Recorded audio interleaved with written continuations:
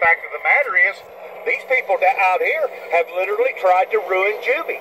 And I guarantee you the next people that he brings in here will probably be just as crafty, if not craftier, than this one. And eventually he'll bring in the right people with the right testimony that'll bury Juvie. See, all it's going to take is one more time in front of the judge, and I'm gone for 2 or 3 years, buddy.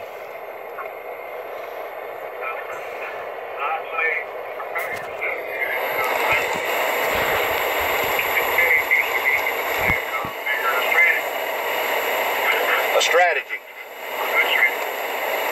Well, I thought I had a good strategy towards bringing in, having David out here and having security cameras and everything else. I thought I had a good strategy, but apparently they're smarter. They're smarter, are more corrupt than what I thought that they was, to the point that Tommy Moore or none of the judicial system up here in Dresden would allow for any of the data to be played. Well, how am I going to defend myself if I can't present my evidence? Well, that's it. Because they were, that's it. You know, they got you by.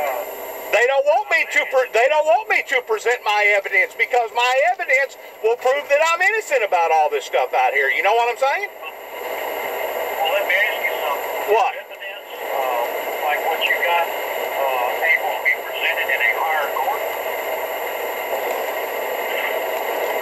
I don't know. I don't know that much about the law, and I ain't gonna sit here and act like I'm some sort of a Johnny Cochran attorney. I don't know. I just know this, that the majority of the attorneys around here are cowed down to them.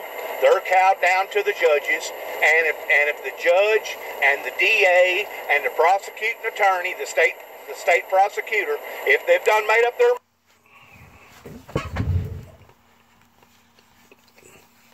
hang with me. Yeah. They've done made up their mind what they're going to do. I don't give a shit if you did bring in Johnny Cochran. They would buffalo him down to the point that you would still wind up going to jail. They're all crooked around here, and the attorneys around here are crooked too. And because of it, they're not going to fight against the system. They're not going to eat their own. They're not going to eat their own. You know what I'm saying? They got each other's back. They got each other's back. Yep, I know. That's the way. That's why this is the Bible. That our true creator is he's going to be persecuted on these kinds. And I have been persecuted from day one. Yep, and you will be to the day you die. Probably. That's just the way it happens. Probably. There are a few good attorneys out there that will stand up for people's rights as far as Christian persecution, but it's very few of them out there that'll stand up for it. And we know for a fact, I mean, even Donald Trump has talked about this, the Christian persecution is increasing, not just here in the United States, but all over the world. All over the world. All over the world.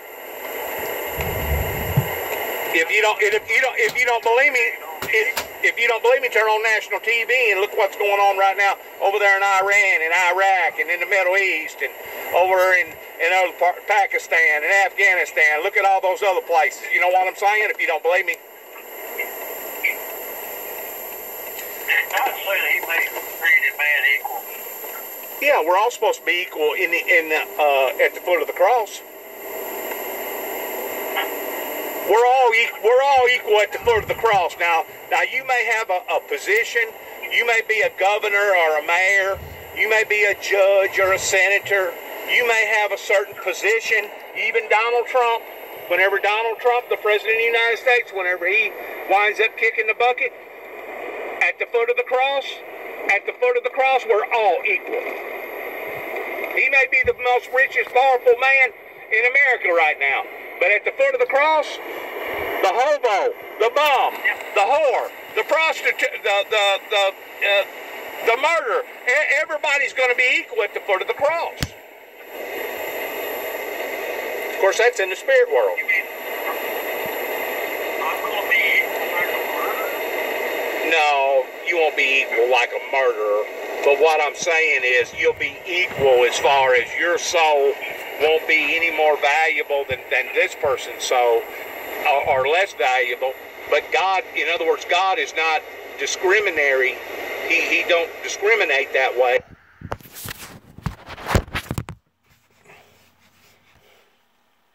They've done made up their mind, discriminate that way.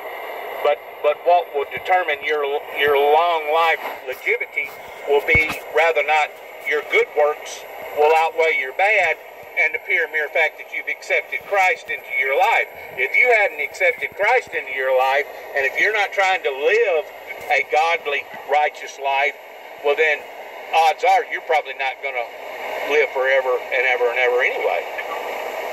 You're already doomed. You're already doomed.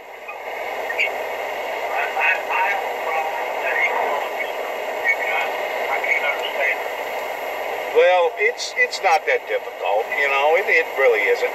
But listen, I'm really glad. I'm really glad that you was listening, and I'm glad you didn't say nothing to let her know that somebody else was listening in on her and my conversation. And I don't know who the dude was. He was an older guy, kind of like me, but he was speaking in her defense. He's the guy that brought the girl up here.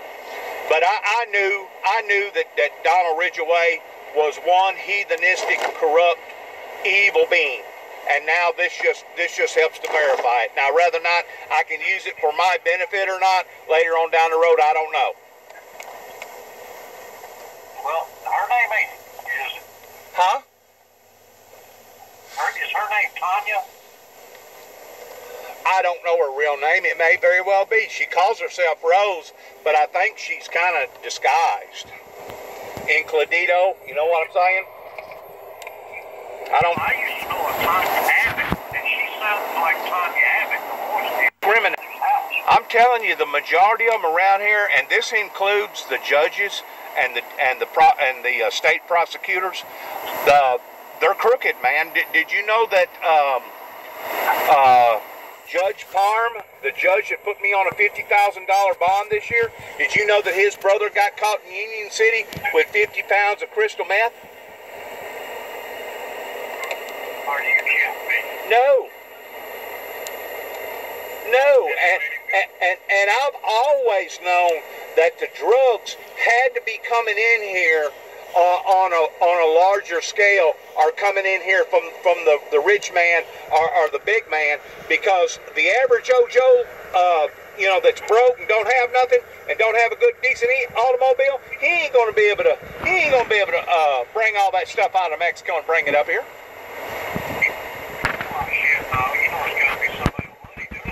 Absolutely, it's got to be.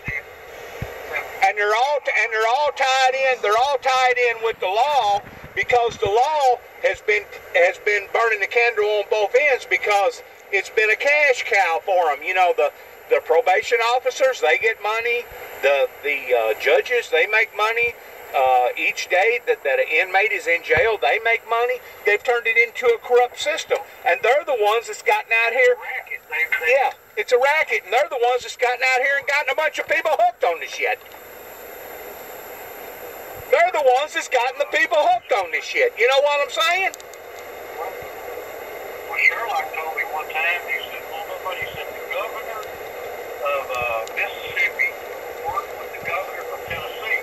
And he said state troopers from Mississippi would deliver dope to the troopers in the state of Tennessee, and then they would turn around and sell it, and then tell the governor of Tennessee who they sold it to, and the governor would issue local authorities to go out and arrest the people with the drugs that the state troopers had sold them. He said there was a system. Yes, it's a system. Matter of fact, did you ever know a state trooper by the name of Lovelace over here in Greenfield? Rings a bell, Well, he was kin to me, and this was back whenever I was married to my first wife. He took me back in the back room and opened up a daggum a closet, and you would never believe it, the paraphernalia that I seen in that closet, as far as bongs and all kinds of different types of drug paraphernalia.